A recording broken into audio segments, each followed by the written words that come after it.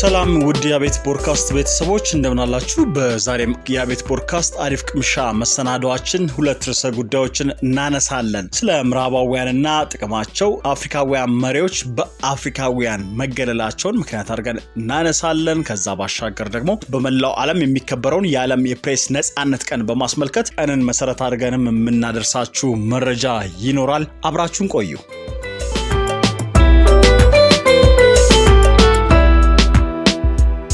የሁለተኛው ዓለም ጦርነት ያበቃ ሰሞን አሜሪካውያን የማርሻል ፕላን የሚባል አንድ ግዙፍ ፕሮጀክት አንቀሳቅሰው ነበር። ፕሮጀክቱ በወቅቱ $15 ቢሊዮን በዛሬው ስሌት $180 ቢሊዮን ገደማ ይሆናል ለአውሮፓ ዳግም ግንባታ በሚል ፈሰስ ተደርጎ ነበረ።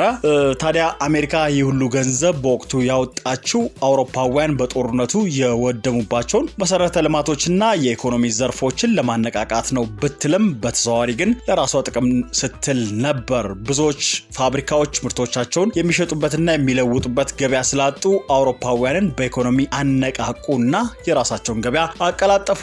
ይህ በአሜሪካ ብቻ ሳይሆን በቻይናም በተለይም ምስራቅ እስያና አፍሪካ ላይ በስፋት ተስተውለዋል። አብዛኞቹ አንዳንድ ሀገራት ሲቀርቡንና ሲርቁ ለኛ ብለው ስለሚመስለን ነው። ምዕራባውያን የታዳጊ ሀገራት የውስጥ ጉዳይ ውስጥ ዘው ብለው ይገባሉ፣ ሉዓላዊነትን አብዝተው ይዳፈራሉ የሚሉት ምዕራባውያን ሀገራት ከምንም በላይ የራሳቸውን ጥቅም ያስቀድማሉ። ይህ ጥቅማቸው እንዲሁም የሚቆሙላቸውን አንዳንድ መሪዎች የጣሱ ሀገራት ላይ ሲዶልቱ አይን የላቸው።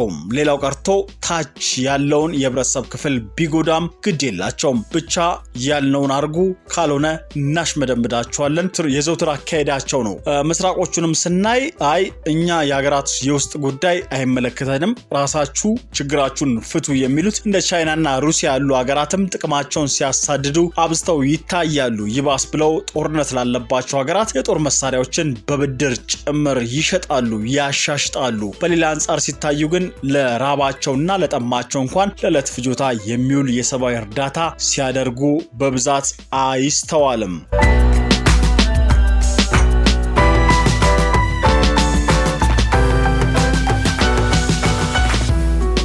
እንዳብነት የጋዳፊ ትንቢታዊ ንግግር በሚመስል መልኩ እኔ ወደ የትኛው ሀገር ተሰድጄ ወይም ጥገኛነት ጠይቄ አልሄድም። የተወለድኩት እዚሁ ነው፣ የምሞተውም በዚሁ በሀገሬ በሊቢያ ነው። እኔ ወደ ስልጣን ስመጣ ይህ ሀገር ሙሉ በሙሉ በረሃ ነበር። እኔ ግን ሁሉም እጽዋት እንዲበቅል አድርጌ ወደ ልምላሜ ቀይሬዋለሁ። ይቺን ሀገር ከራሷ ዜጎች በላይ ማንም አይወዳትም። አሜሪካውያንና አውሮፓውያን እንወዳቸዋለን ቢሏችሁ አትመኗቸው፣ ተጠንቀቁ። እነሱ የሚወዱት የዚችን ሀገር ነዳጅ እንጂ ህዝቦቿን አይደለም። ዛሬ እናንተ እኔን ተወጉ ዘንድ እያነሳሷችሁና እየገዟችሁ ነው። ነገር ግን እናንተ ከኔ ጎን ቆማችሁ እነሱን ብትዋጉ ብልህነት ነው። ምክንያቱም ምዕራባውያን አሁን እየወጉ ያሉት የወደፊት ተስፋና ራያችሁን ነው ማለታቸው ይታወቃል። ለመላው ሊቢያውያንም ማስተላለፍ የምፈልገው አንድ መልእክት አለኝ ብለው ነበር ፕሬዝዳንት ጋዳፊ በወቅቱ። ዛሬ ምዕራባውያን እናንተ እኔን ተወጉ ዘንድ እያስታጠቋችሁ እየገፏችሁ ነው። ነገር ግን እውነት እላችኋለሁ በኋላ ለዚህ ጥፋት በምትከፍሉት መራር ዋጋ እጅግ ትጎዳላችሁ። ለእናንተ ለአሜሪካኖቹና ለአውሮፓውያኖቹም ልነግራችሁ የሚፈልገው ነገር አለኝ። እናንተ ትገሉኛላችሁ፣ ነገር ግን እኔ ከሞትኩ በኋላ ለምትጋፈጡት ማቆም የሌለው የሽብር ጦርነት ራሳችሁን አዘጋጁ። እናንተ ከድንቁርናችሁ ሰመመን ከመንቃታችሁ በፊት አሸባሪዎች ጦርነቱን እደጃችሁ ድረስ ያመጡታል። ጋዳፊ በአሜሪካ ፊት አውራሪነትና በምዕራባውያን ደጋፊነት በተከፈተባቸው ጦርነት ከመገደላቸውና ሊቢያም አሁን ባለችበት ሁኔታ ከመፈራረሷ በፊት ጋዳፊ የተገደሉት በሀገር ቤት ለዜጎቻቸው በዓለም መድረክም ለተቀረው ዓለም አምባገነን ስለነበሩ ነበር ከተባለና የጋዳፊ መንግስትም ለውድቀት አገሪቱን ለመበታተን የበቃችው መንግስታቸው አምባገነን ስለነበር ብቻ ነው ወደሚለው ከእውነታው ያፈነገጠ መደምደሚያ የምንደርስ ከሆነ አምባገነንና ዲሞክራሲያዊ የሚሉትን ቃላት ፍቺ ባተረጓጎም ቦታ ተቀያይሯል ማለት ነው። እስኪ ጋዳፊ በስልጣን ላይ በነበሩበት ዘመን ሊቢያውያን ያገኙ የነበሩትን የዜግነት ጥቅም አንድ ባንድ እንይ።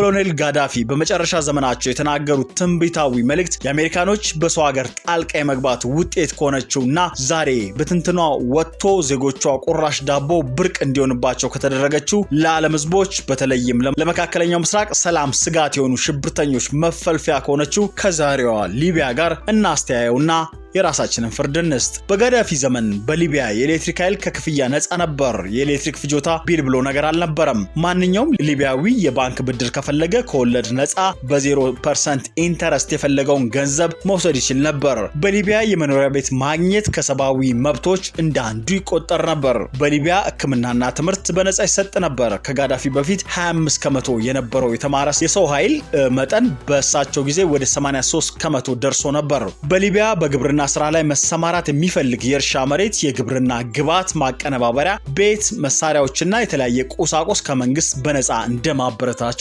ይሰጠው ነበር። በአገር ውስጥ የከፍተኛ ትምህርትና ሕክምና ማግኘት ላልቻሉ ዜጎች እነዚህ ወደ ውጭ ሀገር ሄደው ያሟሉ ዘንድ መንግስት ድጎማ ያደርግ ነበር። ሊቢያውያን አዲስ መኪና ሲገዙ የወጪውን 50% በመንግስት ይደጎም ነበር። በሊቢያ የነዳጅ ዋጋ $0.14 በሊትር ነበር። ሊቢያ ምንም አይነት የውጭ ብድር ያልነበረባት ሀገር ከመሆኗም በላይ የመንግስት የመጠባበቂያ ካፒታል መጠኗም $150 ቢሊዮን ነበር።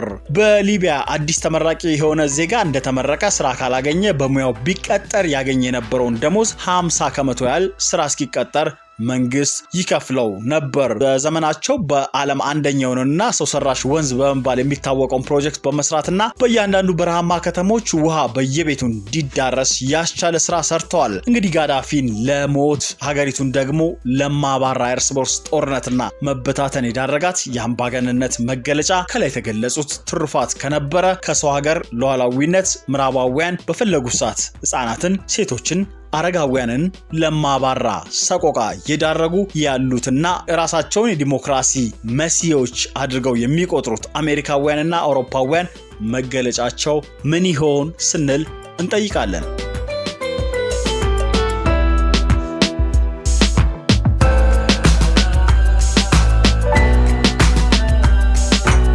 በኢትዮጵያ ሐሳብን የመግለጽ ነጻነት አሁንም በከፍተኛ ጫና ውስጥ እንደሆነ 14 አገራት ባወጡት መግለጫ አስታውቀዋል። ተቀማጭነታቸውን አዲስ አበባ ያደረጉ የ14 አገራት ኤምባሲዎች በኢትዮጵያ ሐሳብን በነጻነት መግለጽ ላይ ያለው ከፍተኛ ጫና መቀጠሉ እንደሚያሳስባቸው ገልጸዋል። በኢትዮጵያ የአውሮፓ ህብረት ተልዕኮ በበኩሉ የፕሬስ ነጻነት አለመኖር መረጃ የማግኘት መብትንና የመተቸት ነጻነትን ያጓድሏል ብለዋል። ኤምባሲዎቹና የአውሮፓ ህብረት ይህንን ያሉት በመላው ዓለም የሚከበረውን የዓለም የፕሬስ ነጻነት ቀን በማስመልከት በየፊናቸው ባወጡት መግለጫ ነው። ፈረንሳይ፣ ስዊድን፣ ኔዘርላንድ፣ ዩናይትድ ኪንግደም እና ስዊዘርላንድ የተካተቱበት የ14 ሀገራት ስብስብ በኢትዮጵያና በመላው ዓለም ነጻ ደህንነቱ የተጠበቀና ገለልተኛ ጋዜጠኛነት አስፈላጊነትን በመግለጫቸው አስታውቀዋል። በመላው ዓለም ለሚገኙ ጋዜጠኞች ነጻነትና ደህንነት መጠበቅ ያላቸውን ድጋፍም የገለጹት ሀገራቱ በኢትዮጵያውያን አስተውለነዋል ያሉትን ወቅታዊ ሁኔታም አንስተዋል። በኢትዮጵያ ሐሳብን በነጻነት መግለጽ ላይ ያለው ከፍተኛ ጫና መቀጠሉን እንዳስተዋሉ የጠቀሱት ሀገራቱ ይህ ሁኔታ እንደሚያሳስባቸው በመግለጫቸው አስፍረዋል። በየትኛውም ቦታ የሚገኙ ጋዜጠኞች ጥበቃ ሊደረግላቸው እንደሚገባና የፕሬስ ነጻነት ሊከበር እንደሚገባም ሀገራቱ በጋራ ባወጡት መግለጫ ላይ አሳስበዋል። እንደ ፕሬስ ነጻነት ሁሉ የፖለቲካና የሲቪክ ምህዳር ክፍት መሆኑ ነጻና የበለጸገ ማህበረሰብን ለመገንባት ቁልፍ መሆኑንም ሀገራቱ አጽንኦት ሰጥተውበታል። በኢትዮጵያ የአውሮፓ ህብረት ተልዕኮ ባወጣው መግለጫም ይህንኑ አስተጋብቷል። የፕሬስ ነጻነትና በቂ መረጃ ያለው ህዝብ መኖር ለነጻ ዲሞክራሲያዊና ሁሉን አቀፍ ማህበረሰብ ቁልፍ ናቸው ብሎ የአውሮፓ ህብረት እንደሚያምንም በመግለጫው ላይ ጠቅሰዋል። የኢትዮጵያ መንግስት የሚከተላቸው የልማት ግቦችና የኢኮኖሚ ማሻሻያዎችን ለማሳካት የፕሬስ ነጻነት ትልቅ ሚና ይጫወታል ያለው ተልዕኮ የፕሬስ ነጻነት እጦት መረጃ የማግኘት መብትንና የመተቸት ነጻነትን እንደሚያጓድልም አመላክቷል። በከፍተኛ ስጋት ውስጥ ሆኖ የሚከናወን ነጻና ገለልተኛ ጋዜጠኛነትን ለመከላከል የአውሮፓ ህብረት አሁንም ቁርጠኛነት ያለው መሆኑንም መግለጫው አትቷል። ገልጸዋል። በሁለት መግለጫዎች የተነሳው አሳሳቢው የኢትዮጵያ የፕሬስ ነጻነት ሁኔታ በዚህ ይፋ በተደረገው የዓለም አቀፍ የፕሬስ ነጻነት ዝርዝር ላይ ይበልጥ ተንጸባርቋል። ድንበር የለሽ የጋዜጠኞች መብት ተሟጋች ድርጅት RSF በአመቱ በሚያወጣው በዚህ ዝርዝር ውስጥ ኢትዮጵያ አምና ከነበረችበት 141ኛ ደረጃ ወደ 145ኛ ወርዳለች። የ180 ሀገራት የፕሬስ ነጻነት በተመዘነበት በዚህ ዝርዝር ኢትዮጵያ ዘንድሮም በጣም አሳሳቢ ከሚባለው ምድብ ውስጥ መውጣት አልቻለችም። በዚህ ምድብ ውስጥ የሚገኙት ሀገራት የጋዜጠኛነት ሙያን መተግበር አደገኛ የሆነባቸው አሊያም ደግሞ የፕሬስ ነጻነት ከናካቴው የሌለባቸው እንደሆኑ ድንበር የለሽ የጋዜጠኞች መብት ተሟጋች ድርጅት ገልጸዋል።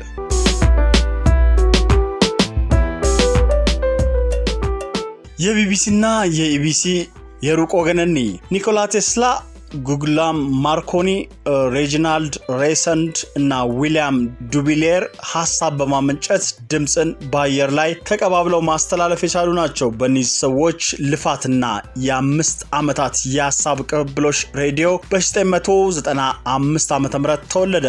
ጥቁር ነጭን አያሸንፍም የሚለውን የሄግልን ፍልስፍና እና የድፍን ነጮች እምነት ማለትም ሬዲዮ ከተሰራ ከአንድ ዓመት በኋላ በአድዋ ተራራ ላይ ነጭን በማሸነፍ ንግርቱን በ1896 ዓ.ም የሰባበረችው ኢትዮጵያ ይሄው ገድሏም በዚሁ በሬዲዮ በአየራቱ ላይ ናኘ።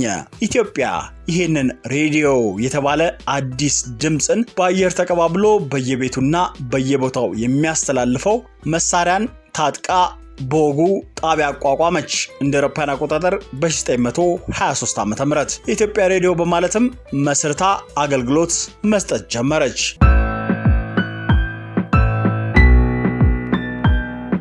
ህዝቡም በአደባባይ እየተኮለኮለ ከሬዲዮ የሚተላለፈውን ትኩስ ወሬና ሌሎችንም መስማት ጀመረ። የሬዲዮ ዝግጅቶች የሚተላለፈው በ5 የሀገር ውስጥ ቋንቋዎች ነበር።